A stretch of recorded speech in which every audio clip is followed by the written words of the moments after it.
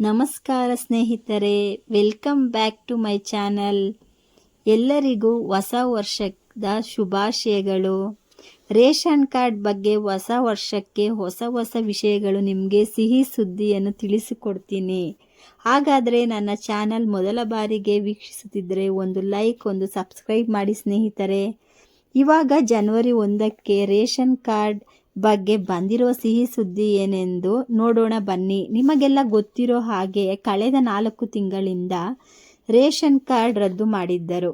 ಸುಮಾರು 22 lakh ration card ರದ್ದು ಮಾಡಿದ್ದಾರೆ ಸ್ನೇಹಿತರೆ. ಕೆಲವರಿಗೆ ವಾಪಸ್ ಬಂತು, ನಾವು GST ಪೇಯರ್ ಅಲ್ಲ ಎಂದಾಗ. ಇನ್ನೂ ಸ್ವಲ್ಪ ಕಾರ್ಡ್ ಬಂದಿಲ್ಲ ಸ್ನೇಹಿತರೆ.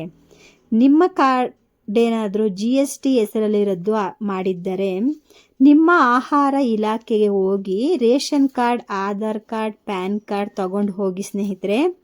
ಮನೆಯ ರೇಷನ್ ಕಾರ್ಡ್ ಯಾರ ಹೆಸರಲ್ಲಿ ಇರ್ತೈತೋ ಅವರು ಹೋಗಿ ಆಹಾರ ಇಲಾಖೆಯ ಆಫೀಸರನ್ನು ಮೀಟ್ ಮಾಡಿ ಸ್ನೇಹಿತರೆ. ಅವರಿಗೆ ಹೇಳಬೇಕು, ನಾವು GST ಪೇಯರ್ ಅಲ್ಲ, ನೀವು ಇದನ್ನು ಸರಿಪಡಿಸಿಕೊಡ್ಬೇಕು ನಮಗೆ ಅಂತ ಕೇಳಿ ಸ್ನೇಹಿತರೆ. ನೀವು ಅವರಿಗೆ ಲೆಟರ್ ಮುಖಾಂತರ ಬರೆದು ಕೊಡಿ ಸ್ನೇಹಿತರೆ. ನಾವು GST ಪೇಯರ್ ಅಲ್ಲ, ನಮಗೆ ಮತ್ತೆ ರೇಷನ್ ಕಾರ್ಡ್ ಆಕ್ಟಿವ್ ಮಾಡಿ ಎಂದು ಹೇಳಿ ಸ್ನೇಹಿತರೆ.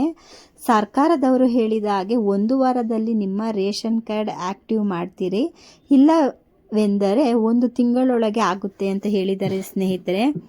ಈ GST ಮುಖಾಂತರ ರದ್ದಾಗಿರುವ ನಿಮ್ಮ ರೇಷನ್ ಕಾರ್ಡನ್ನು ಸರಿಪಡಿಸಿಕೊಳ್ಳಿ ಸ್ನೇಹಿತರೆ. ರೇಷನ್ ಕಾರ್ಡ್ ತಿದ್ದುಪಡಿಗೆ ಡಿಸೆಂಬರ್ 31 ಲಾಸ್ಟ್ ಡೇಟ್ ಎಂದು ಹೇಳಿದರು ಸ್ನೇಹಿತರೆ.